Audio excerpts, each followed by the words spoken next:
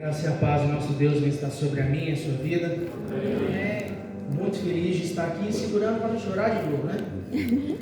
As últimas lembranças que eu tenho aqui, eu tenho no seminário, e o pastor Léo sabe que eu tenho uma gratidão muito grande por ele, pelo pastor Rodrigo que congrega com vocês. E um pouco da mensagem de hoje tem a ver com lembranças. E a primeira vez que eu tive nessa cidade foi em 2021, logo o período que a pandemia ficou mais flexível e a gente já podia sair para as ruas. E a gente veio fazer um trabalho no seminário aqui no centro da cidade, se não me engano, numa praça que tem ali em cima. E eu pude perceber que passou muito rápido. E depois dessa vez que eu tive aqui pela primeira vez, eu vim aqui mais 2 vezes. E todas as vezes que eu venho tem algo diferente. E isso prova que o tempo está passando muito rápido. E mais uma vez eu quero agradecer ao Senhor, porque tudo que eu tenho me tornado, eu sou muito grato à vida do Senhor e de todos os professores que teve no CTV. Bom, gente, então, e nós vamos direto para a palavra. Toda vez que eu venho aqui é isso. Eu olhar para ele e começar a chorar. Abre sua Bíblia comigo em Eclesiastes,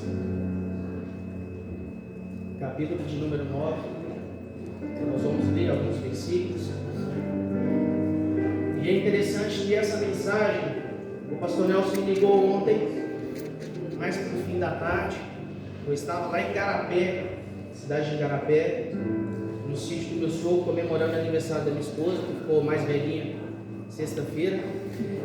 E quando ele me fez o convite, logo eu nem hesitei. Como eu disse, eu tenho uma gratidão muito grande por ele, vim embora correndo. E para ser sincero, eu não sabia o que pregar. Mente de pregador funciona 24/48. Às vezes eu estou tomando banho e pregando sozinho. Quando eu não preciso pregar para ela. Esses irmãos de fazer um culto lá em casa domingo passado, demorou 2 horas só de pregação, você já imagina, né? Só faltou recolher a oferta. Já estava abrindo até boca para dormir. Então, geralmente, quando a gente é convidado para pregar, existem muitas coisas que a gente quer falar. E eu disse para Deus, que Deus, mente de teólogo é sempre muito detalhista. A gente quer passar horas estudando, preparando com o sermão, mas eu quero ser natural, porque há uma diferença em você deixar o Espírito Santo falar e você ser uma pessoa técnica. E durante muito tempo eu procurei essa excelência na técnica, mas eu quis nessa noite que Deus falasse com vocês através de mim de uma forma natural. E no caminho para cá, conversando com o Joselito que me trouxe, Deus confirmou uma palavra que ardia no meu coração logo após eu ter desligado o telefone com o pastor Nelson. E é isso que eu quero compartilhar com vocês nessa noite. Amém? Amém. Quem achou Eclesiastes capítulo 9, nós vamos ler alguns versículos, fique bem atento para você não perder a leitura. Vamos ler a partir do versículo 1, que nos diz assim: refleti nisso tudo e cheguei à conclusão de que os justos e os sábios e aquilo que eles fazem estão nas mãos de Deus. O que os espera, seja amor ou ódio, ninguém sabe. Todos partilham um destino comum: o justo e o ímpio, o bom e o mau, o puro e o impuro, o que oferece sacrifícios e o que não os oferece. O que acontece com o homem bom, acontece também com o pecador. O que acontece com quem faz juramentos, acontece com quem teme fazê-los. Agora nós vamos lá para o versículo 4 do mesmo capítulo, para nós darmos sequência na leitura, e diz assim: quem está entre os vivos tem esperança, até um cachorro vivo é melhor do que um leão morto, pois os vivos sabem que morrerão, mas os mortos nada sabem. Para eles não haverá mais recompensa, e já não se tem lembrança deles. Para eles o amor, o ódio, a inveja, há muito desapareceram, nunca mais terão parte em nada do que acontece debaixo do sol. Agora nós vamos lá para o verso 10 até o versículo 12, que nos diz assim: o que as suas mãos tiverem que fazer, que o façam com toda a sua força, pois na sepultura para onde você vai, não haverá atividade nem planejamento, não há conhecimento nem sabedoria. Percebi ainda outra coisa debaixo do sol: os velozes nem sempre vencem a corrida. Os fortes nem sempre triunfam na guerra. Os sábios nem sempre têm comida. Os prudentes nem sempre são ricos. Os instruídos nem sempre têm prestígio, pois o tempo e o acaso afetam a todos. Além do mais, ninguém sabe quando virá a sua hora. Assim como os peixes são apanhados numa rede fatal e os pássaros são pegos numa armadilha, também os homens são enredados pelos tempos de desgraça que caem inesperadamente sobre eles. Bom, de um tempo para cá eu tenho pensado muito acerca do que é a vida. É bem verdade que quando nós somos adolescentes, entrando na juventude, a gente tem força, vigor, sonhos. E geralmente, quando a gente é mais novo, a gente conversa com pessoas mais velhas e fica assim: eu estou doido para poder fazer 18 anos logo, ser maior de idade, tirar a habilitação, comprar meu carro, moto, casa, casar, ter filho, viajar e fazer uma série de coisas. Porque quando nós somos adolescentes, nós somos mais limitados, não temos recursos, não trabalhamos, a não ser quem é herdeiro, né? Quem é herdeiro, aí é outra coisa. Mas geralmente, no meu caso, que sou pobre, a gente é bem limitado quando a gente não trabalha. Então o que resta para nós é só sonharmos. E eu lembro que quando eu era mais novo e tinha esses sonhos, as pessoas mais velhas, elas sempre diziam: você não sabe o que você está querendo. Porque vida de adulto é muita responsabilidade, são muitos problemas para resolver. Então viva a sua adolescência, viva a sua juventude e dê tempo ao tempo. Porque vai chegar o tempo de você usufruir dessas coisas, mas não atravesse o tempo. E eu, como um bom teimoso, atravessei, né? E hoje, chegando quase nos meus 30 anos, eu sei que estou com cara de 40, e não é para vocês mirem, e uma barriga de 50, mas é bem verdade que quando nós vamos envelhecendo, a gente começa a rever um pouco da vida, a gente começa a rever um pouco dos nossos sonhos, dos nossos planejamentos. E eu comecei a pensar no que eu fiz nesses 29 anos de vida. O que eu fiz?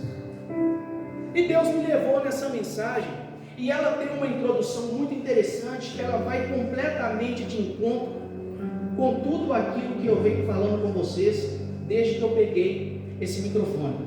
O livro de Eclesiastes, ele foi escrito ou atribuído a um homem chamado Salomão. Salomão, ele escreveu 3 livros na Bíblia Sagrada, especificamente no Antigo Testamento. Para quem não sabe, o Antigo Testamento ele é dividido em 5 partes: o Pentateuco, os livros históricos, os livros poéticos ou livros de sabedoria, os profetas maiores e os profetas menores. Os livros que Salomão escreveu ou foram atribuídos a ele fazem parte da coleção de livros de sabedoria, e são eles: Eclesiastes, Provérbios e Cantares de Salomão. Esse homem tão inteligente, tão sábio, filho de Davi, alguém que recebeu da parte de Deus uma sabedoria infinita, ele relata nesses livros que ele escreveu as 3 fases da vida de um ser humano. Quando você pega o livro de Cantares, você vai perceber que ele não é um livro comum, porque ele é uma carta, e uma carta de amor destinada a uma mulher chamada Rainha de Sabá. E no consenso de boa parte dos teólogos, eles acreditam que Salomão, quando ele escreve essa carta para essa mulher, ele está querendo revelar para ela os desejos que ele tem no seu coração. E ele escreve essa carta para ela com muitas particularidades. E uma delas é que antes do concílio de Nicéia, que aconteceu no ano 325 depois de Cristo, um concílio convocado pelo imperador Constantino, esse livro nem estava na Bíblia, porque ele era considerado um livro erótico. Porque quem já leu esse livro sabe que Salomão trabalha muitas particularidades do corpo de uma mulher nele. Imagina naquela época alguém falando que os seios da mulher eram semelhantes a um cacho de uva. Já imaginou uma coisa dessa? Se vocês já estão com as bochechas vermelhas nessa altura do campeonato em 2024, imagina naquela época. Só que a mente de um jovem geralmente trabalha assim. Um dos ministérios que mais dá trabalho na igreja é a juventude, não é verdade? Porque mente de jovem é assim, inexperiente com a vida, inexperiente com uma série de coisas, geralmente não tem papas na língua, geralmente não tem limite, porque o jovem geralmente ele é dessa forma, e Salomão foi um, e ele escreve essa carta revelando para a moça todos os sentimentos que ele tinha. Tem algum problema nisso? Não, mas existe um detalhe nisso, a vida ela continua. O momento de juventude é um momento muito bom, mas se nós não estivermos atentos às nossas ações, às nossas atitudes, no período que nós somos jovens, as consequências elas vêm. Logo, você começa a usufruir das consequências dos seus atos. Creio eu que de todas as fases da vida, a adolescência e a juventude são as melhores, por causa da força, do vigor físico. Você tem ânimo para fazer uma série de coisas, porém a vida ela não para aí. Queríamos nós que parássemos aí, mas ela não para. E Salomão ele cresce, ele se torna um homem, e ele escreve o seu segundo livro, que é o livro de Provérbios.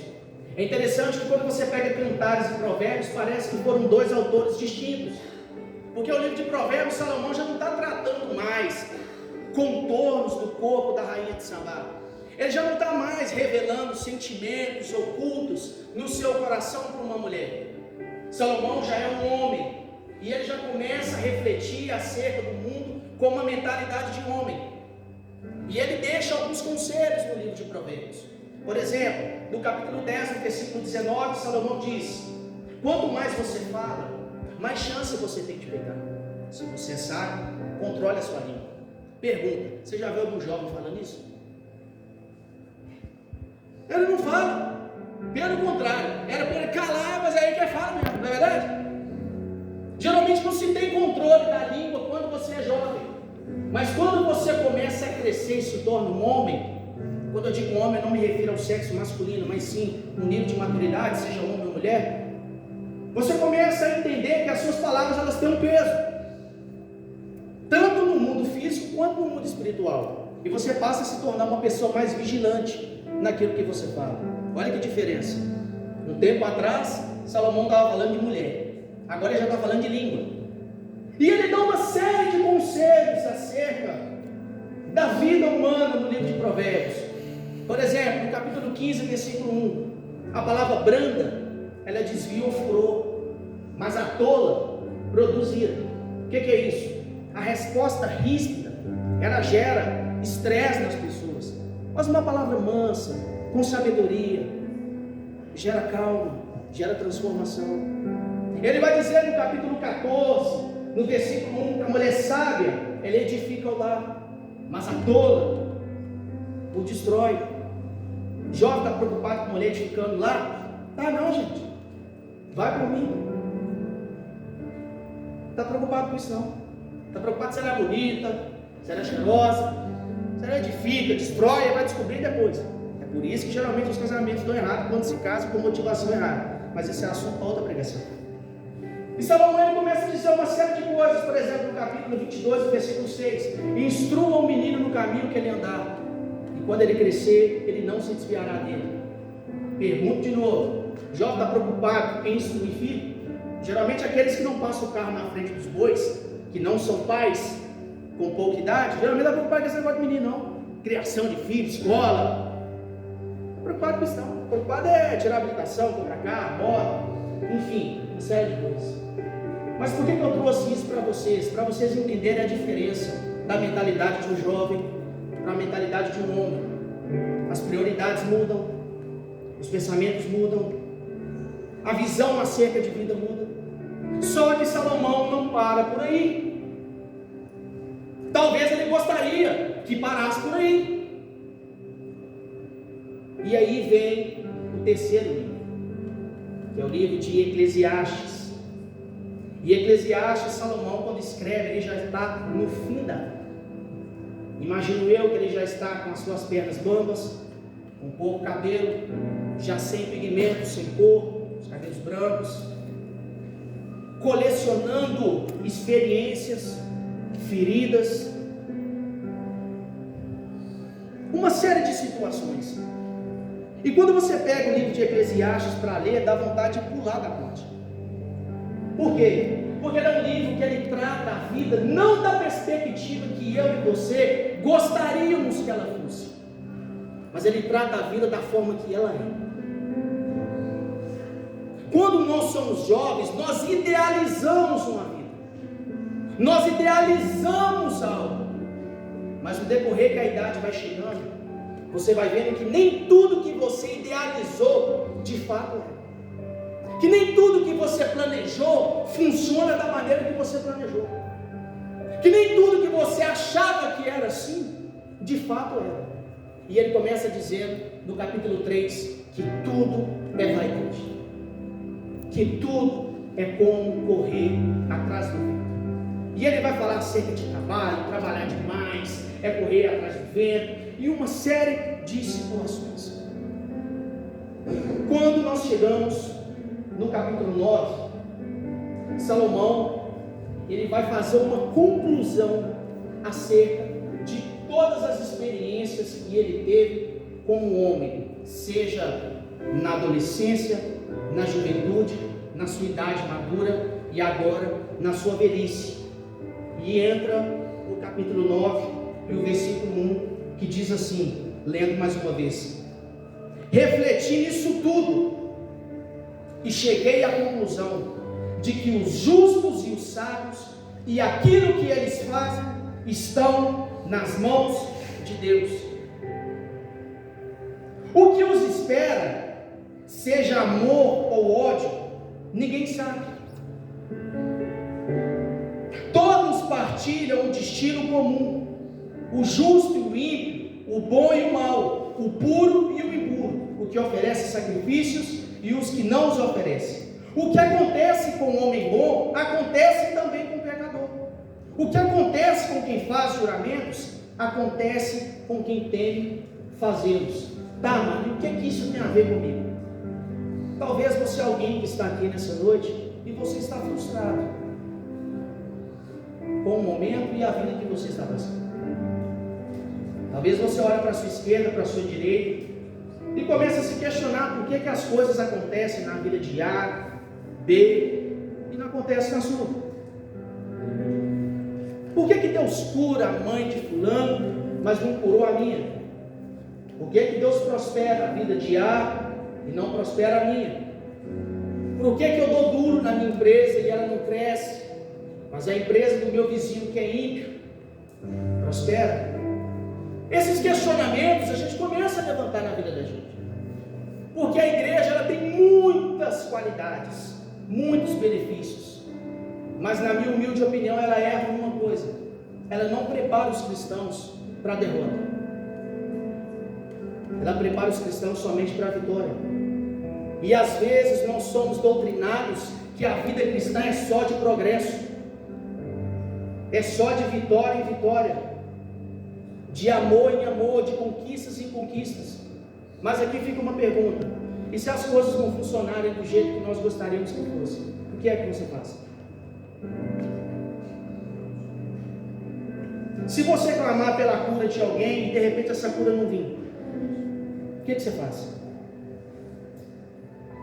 Se a porta de emprego que você jejuou 7 dias não for aberta, o que é que você faz?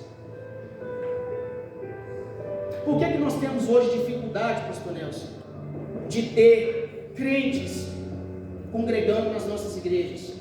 Porque as pessoas elas vêm na igreja em busca somente da mão abençoadora de Deus. Eles não estão preparados para o não de Deus. E quando os nãos começam a vir, logo eles desanimam e saem da igreja. Por quê? Eles estão com a mentalidade ainda de um jovem adolescente, idealizando uma vida sem se preocupar com a vontade de Deus. Porque quando eu e você entramos numa igreja e entregamos a nossa vida para Cristo, nós não temos vontade mais. A nossa vontade é crucificada na cruz junto com Cristo. O que passa a existir é a vontade dele em nós. E aí você me faz uma pergunta: mas a vontade de Deus é que eu sofro? Uma excelente pergunta. Será que a vontade de Deus também fosse que Cristo sofresse? Mas ele sofreu. E em momento nenhum você vê Jesus reclamando, questionando, dizendo: logo eu que sou Deus tenho que passar por isso tudo. Mas Jesus entendia a sua missão aqui. Ele entendia que ele teria muitos momentos bons, mas ele também teria momentos ruins. Só que vem nós, humildes comedores de feijão, e acreditamos que nós não teremos que passar por momentos ruins. Mas eu venho lá de Belo Horizonte te falar com você, meu irmão, você vai ter que passar. Isso não é exclusividade na sua vida. Todo mundo sofre. Todo mundo tem o seu dia mau. Se você ainda não teve, se prepara, porque ele vai vir. O sofrimento, ele não é um privilégio de alguns. Não existe uma pessoa que vive nessa terra se alegrando todos os dias, todas as horas, todos os momentos. Não existe nada na vida que é sucesso o tempo inteiro. Nós temos que entender que a vida do ser humano é feita de estações. E se está na estação boa, meu irmão, aproveita demais. Mas aproveita mesmo. Deixa para dormir quando morrer. Aproveita, mas aproveita mesmo. Porque vai chegar o dia que você não vai ter prazer nem para rir. Que isso, Márcio? Você veio lá de Belo Horizonte profetizar desgraça na vida da gente? Não, eu vim te falar com você que existe uma vida real. E eu, como ministro do Evangelho, eu preciso te preparar para isso. Essa semana foi uma semana de perdas para mim, por exemplo. Uma mãe de um amigo crente faleceu. De repente, foi assim, pastor Nelson, descobriu o câncer em questão de dias morreu. Não foi aquela coisa que está arrastando já tem muito tempo, que a família já está esperando. Não, descobriu, internou, foi. E ele me perguntou no telefone: por que a minha mãe? Cheio de gente ruim no mundo aí, põe filho em lixeira, faz um tanto de coisa, e as mulheres estão fortes, rapaz. Mas a minha mãe, por que, meu amor? Eu disse para ele: eu não tenho resposta para você. O que a Bíblia diz é que a vontade de Deus é boa, perfeita e agradável. Agora, como ela se realiza na prática, eu não sei te falar. Eu não sei qual são os critérios que Deus usa para curar alguns e não curar outros. O que eu sei é que se aqui você não teve mais tempo para usufruir com ela, lá na eternidade você vai ter. Se aqui o tempo foi curto, lá na eternidade você vai ter tempo com ela.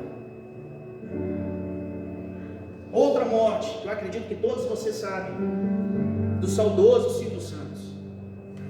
Não conheço, nem gosto de televisão, mas eu não posso negligenciar a importância que ele teve para o nosso país. Quem é das antigas aqui, né, os mais velhos, deve ter crescido assistindo SBT. Porém, gente, a vida, ela passa. E chega o momento da partida. Se eu não me engano, 93 anos. Se analisarmos bem, viveu até muito. Porque se você for olhar bem a questão da saúde nossa hoje, do que a gente se alimenta, passou dos 70 é lucro já. Comendo salgadinho, hambúrguer, pizza, tudo industrializado. Se passar dos 70 com fora, por exemplo, já está fazendo hora extra já. Mas para você ver, 93 anos. Mas chegou o tempo. E a pergunta que fica é a seguinte: o que você está fazendo com as pessoas que você ama? Será que você dedica tempo para elas? Porque não adianta chorar quando morre, gente. Não adianta fazer espetáculo no velório. O negócio é agora. Já imaginou se aquela pessoa que você mais ama, você recebesse um telefonema agora dizendo que essa pessoa faleceu? Qual seria o sentimento que você teria?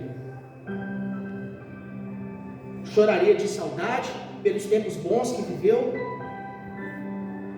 Ou choraria de remorso? por não ter vivido o que você gostaria de viver, porque brigou o tempo inteiro, criou caso o tempo inteiro, brigava por causa de um pão, por causa de muro, de herança, de dinheiro. Se você chegar na sua casa e essa pessoa estiver lá, meu irmão, aproveita, porque pode ser que ela não esteja mais. Essa é a vida real. Nós chegamos num tempo que os casamentos geralmente não estão passando de um ano. Eu já passei por isso. Eu já tomei decisões erradas na minha vida, com 18 anos, e colho as consequências até hoje. Graças a Deus, Deus me deu a oportunidade de reconstruir a minha vida ao lado dessa moça que está aí que me atura todos os dias. E eu digo para você, existe solução para os seus erros, existe solução para as suas decisões erradas, mas o que vai definir se você vai ter uma boa vida ou não, é se você se arrepende das decisões erradas que você tomou. Errar é humano, permanecer no erro é burrice. A vida é uma só para você viver, não? Chega uma hora que você tem que acertar. E para nós acertarmos, a gente precisa fazer algumas reflexões. E talvez hoje seja a noite de eu e você sairmos daqui refletindo um pouco sobre a vida. Rodar no manto todo mundo gosta, eu também. Louvar todo mundo gosta, eu também. Mas e as nossas responsabilidades da porta da igreja para fora? Qual que foi a última vez que você beijou seu filho? A sua esposa? A sua mãe? Seu pai? São coisas que a gente esquece. Porque todo mundo quer trabalhar, quer prosperar, quer ter, quer adquirir. Mas a vida não é só dinheiro, gente. Porque se a vida resumisse em dinheiro, não era para ter pessoas famosas, ricas, se suicidando.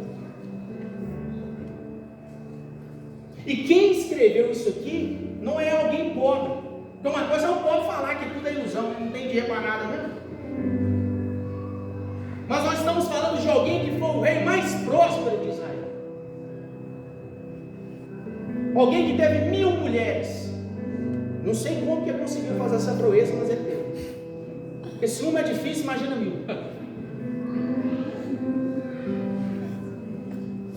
Então foi alguém que não teve esse problema, né? Não, esse aqui está mais ou menos. Não. E ele diz que o dia mau vem para todos. E ele continua dizendo lá no verso 4: quem está entre os vivos tem esperança. Até um cachorro vivo é melhor do que um leão morto. Se você está aqui nessa noite, meu irmão, é porque ainda existe esperança para você. Se você está aqui ainda, é porque existe esperança para você. Existe esperança para a sua família. Existe esperança. Mas a grande pergunta é o que você está fazendo com o dia de hoje. Talvez hoje seja um dia de, na hora que você sair daqui, você ligar para aquela pessoa que você está ligado e resolver essa picuinha de uma vez por todas. Gente com mágoa de pai, de mãe, ele pode ter sido um homem na sua vida, mas é pai e mãe. Ah, mas eu não fiz nada com ele. Não, ele que fez comigo. Gente, Jesus também não fez nada. Não foram nós que fomos ao encontro dele, foi ele que veio ao nosso encontro. Às vezes você está esperando que a pessoa vá até você para te pedir perdão. Meu irmão, toma a iniciativa e diz para ela: eu te perdoo. Perdão de quê? Você não está lembrado? Não, mas eu estou. E eu te libero perdão para você hoje em nome de Jesus. Porque o perdão ele é mais interessante para você que precisa do que para quem precisa pedir. Porque existe um ditado que ele é fato: quem bate esquece, mas quem apanha não. Já ouviram isso? Então é quem apanhou que tem que preocupar em liberar perdão. Porque além de doer no corpo físico, continua ruminando no coração.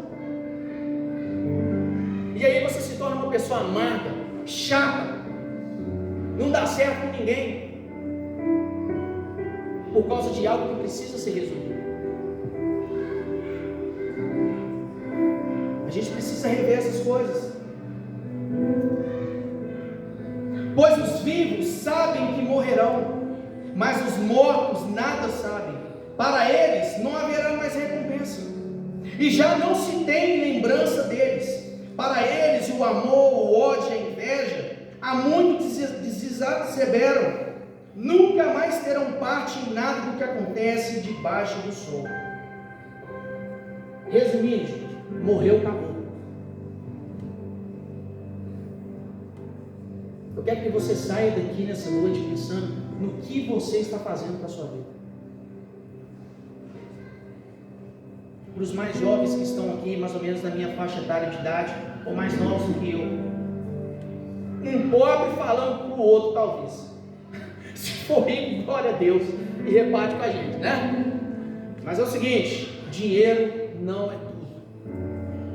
Se você tiver que sacrificar a sua mãe, o seu pai, a sua esposa, os seus filhos por dinheiro, não faça isso, porque isso não é tudo.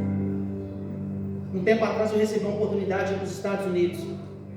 Eu tenho uma filha de 10 anos, ia falar dela e comecei a chorar na cena, porque devido aos meus erros, eu tenho que criar ela distante de mim. Eu vejo a minha filha 2 vezes no mês, e passo um período de 24 horas, se você juntar os 2 dias, com ela. Não dá 24 não, deve dar umas 36 horas. Eu sei que eu não passo 60 horas com a minha filha no fim de semana. E eu tive essa oportunidade de ir para fora e eu não fui. Por quê? Porque ela é a única filha que eu tenho.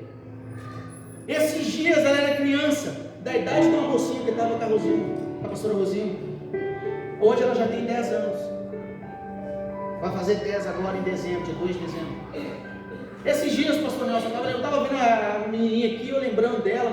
Quantas vezes essa menina quis me abraçar, quis que eu deitasse com ela, quis que eu assistisse televisão com ela, e eu fui fazer outras coisas.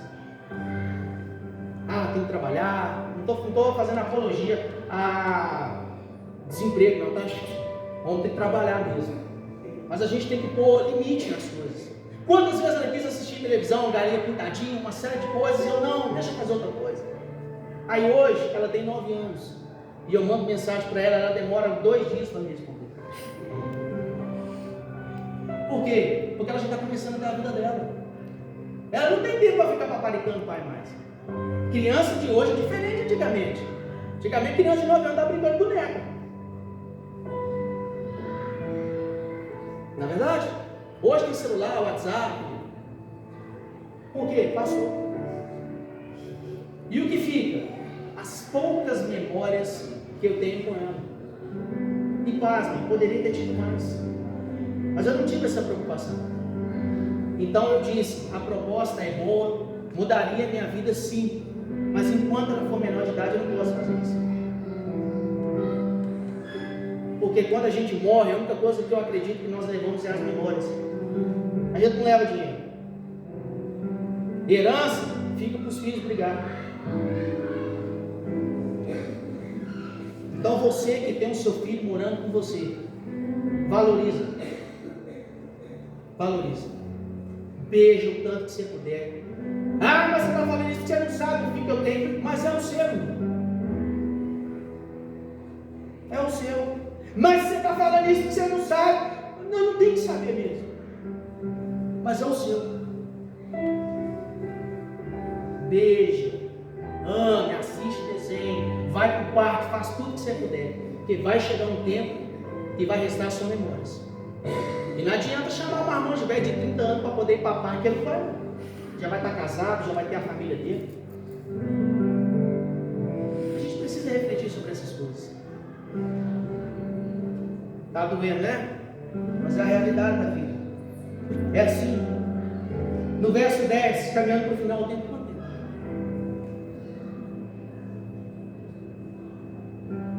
Olha, Jesus. Não é muito, hein? Pouco, na verdade, brincadeira. Verso 10. O que as suas mãos tiverem que fazer, que o façam com toda a sua força, pois na sepultura para onde você vai, não há atividade, nem planejamento, não há conhecimento e nem sabedoria. Meu irmão, se você tem algo para fazer, faça. Faça com todo o amor que você puder. Faça com todo o empenho que você puder. Porque pode chegar um dia que você estará impossibilitado de fazer.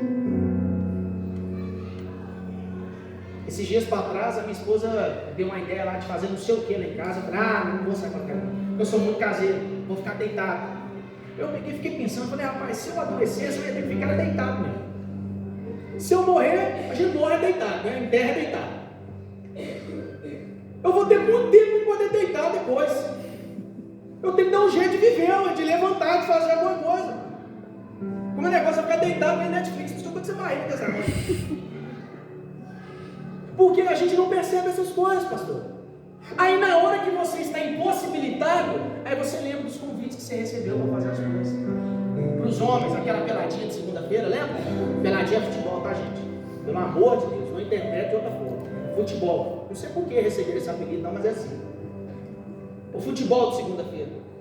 Tô cansado. De sexta, de quinta, sei lá que dia.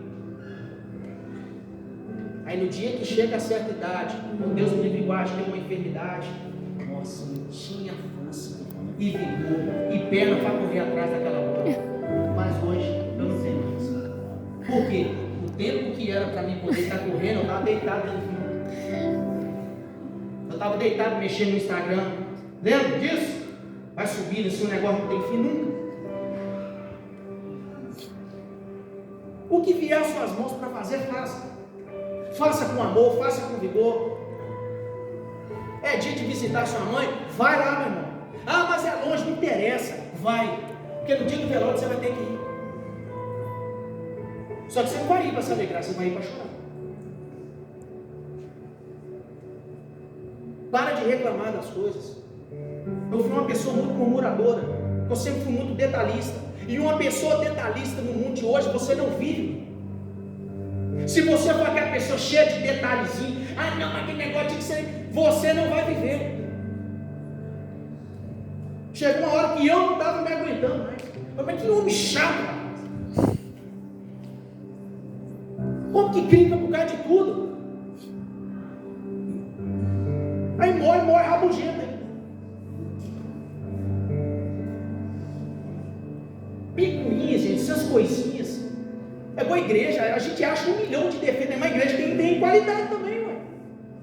Se é tão ruim, por que você está aqui?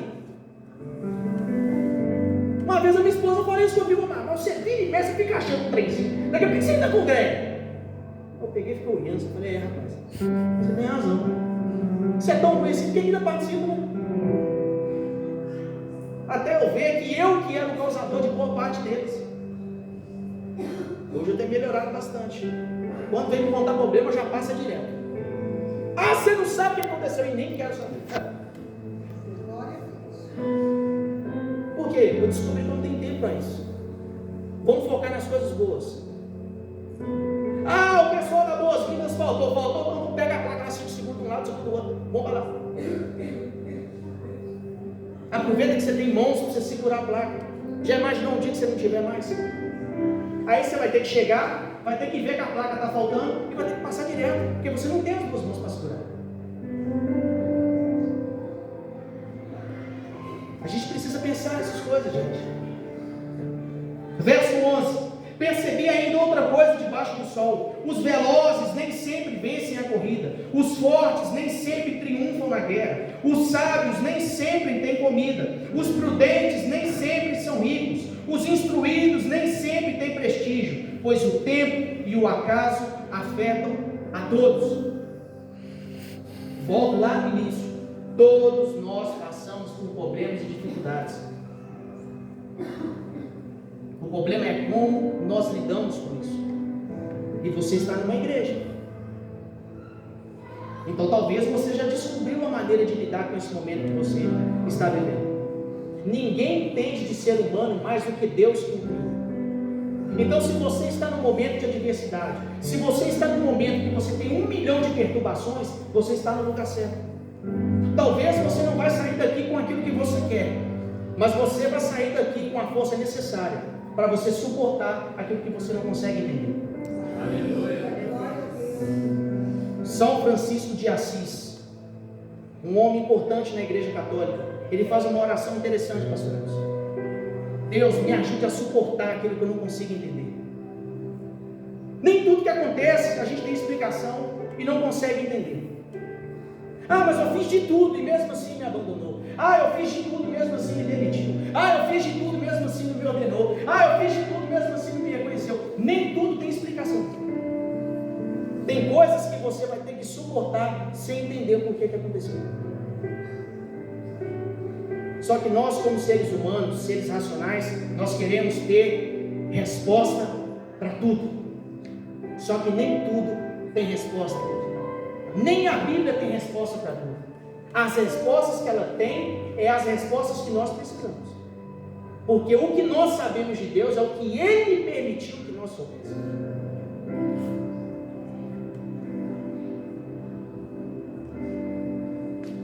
Todo mundo sofre. O dia mal vem para todos. Mas a diferença nossa é que nós temos um Deus para nos consolar. Nós temos um Deus para nos dar sabedoria. E Ele te ama tanto que Ele me enviou aqui nessa noite para dizer para você que vai passar. Se você está vivo, é porque tem esperança. Se você está vivo, é porque vai passar. Espera só mais um pouco. Aguarde só mais um pouco, porque vai passar. Se coloque sobre os seus pés nessa noite.